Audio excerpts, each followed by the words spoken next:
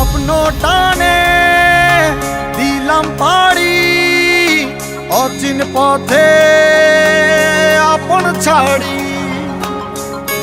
আসসালামু আলাইকুম everyone, welcome back to my new blog video. আমি বুশরা। আজকে ব্লগটি হচ্ছে ঈদ স্পেশাল ওয়ান, স্বপ্নে যাবে দিলাম বাড়ি। তো আমি অনেক বেশি এক্সাইটেড, কারণ আমি কালকে নানু বাসায় যাইতেছি, তাও আবার ঈদ করার জন্য। এই নানু বাসায় যাওয়ার উদ্দেশ্যে আমি ব্যাগটা খুব ভালোভাবে গুছিয়ে নিয়েছি।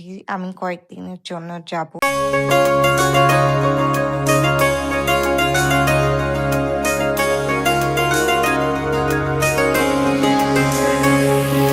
স্বপ্ন টানে দিলাম পাড়ি অচিন পথে আপন ছাড়ি।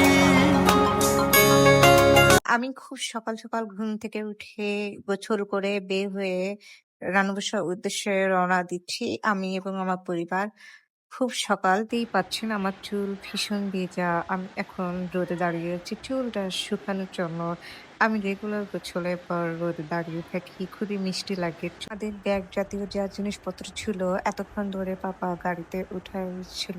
এবার আমরা এখন উদ্দেশ্যে নানু বাসায় রওনা দিতেছি।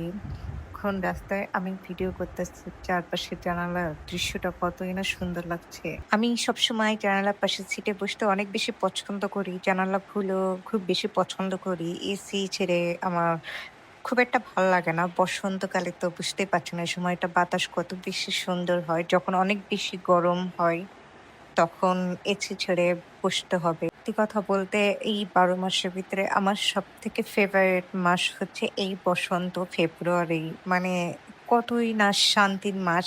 শুধু আমার না, সবারই ফেভারিট মাস বলা যায়। তো এই মাসে বিভিন্ন গাছে ফুল ফুটে থাকে এবং অনেক বেশি বাতাস হয়।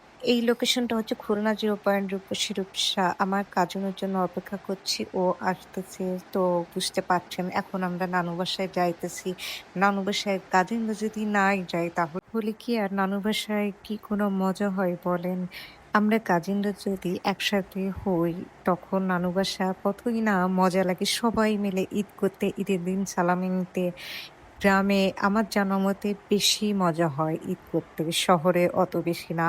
একদিন আমি করেছি, তার থেকে আমি বুঝে দেখলাম নানু বাসায় ঈদটা বেশি মজা।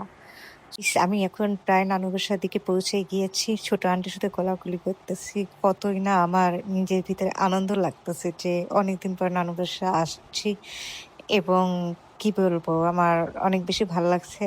আমি নানু বাসার দিকে পৌঁছানোর পরপরই একটু বাড়ির পাশে কাজিনদের সাথে ঘুরতে গিয়েছি। এত বেশি সুন্দর ভিউজ আমার ভালো লাগছে। আর এত বেশি বাতাস, মানে কি বলবো, এত শান্তি লাগছে বলার মতন না। সো আপনারা কমেন্ট করে জানাবেন কোথায় ঈদ করতেছেন এবং কোথায় ঈদ করতে আপনাদের খুব বেশি ভালো লাগে, গ্রামে নাকি শহরে? আমি তো ছোটবেলা থেকে গ্রামে ঈদ করতে আছি, আর শহরে ২-৩ বার বলা যায়। তবে শহরে খুব একাকী লাগে। সত্যি কথা বলতে গ্রামে পরিবার সবার সাথে দেখা হয়। তার জন্য আমরা অনেক বেশি মজা করতে পারি। আমার ২ টা বোন, ওরা আনন্দে ধান খেতে ওখানে নেমে পড়ছে। সো আমি ওদের ভিডিও করতেছিলাম এবং আমারও বাতাসে এত পরিমাণ এত বেশি ভালো লাগছিল। সো আমিও ওদের ২ জনের নামা দেখে আমারও মন চাইলো আমিও নেমে যাই।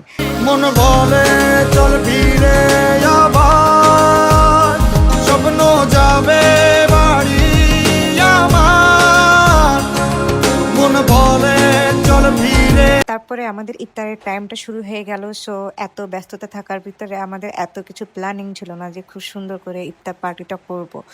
সো যা করেছি মোটামুটি করেছি। আলহামদুলিল্লাহ for everything, and I hope very happy. So আমি এই যে পরিবারের সাথে সকলের সাথে এই ইফতার পার্টিটা করতে পারছি, এবং আজকে আমি রোজা ছিলাম। অনেক টায়ার্ড করতেছে, ক্লান্ত লাগছে। ইফতারের পর আমরা লুডো খেলতে বসলাম। সো গাইস, আজকে ভিডিওটা এই পর্যন্ত থাকবে, আর নেক্সট ব্লগে আসতেছে ঈদ স্পেশাল 2, সেটা ঈদের দিন করব। আর এই ভিডিওটা ভালো লেগে থাকলে অবশ্যই লাইক, কমেন্ট, শেয়ার করবেন। আল্লাহ হাফেজ।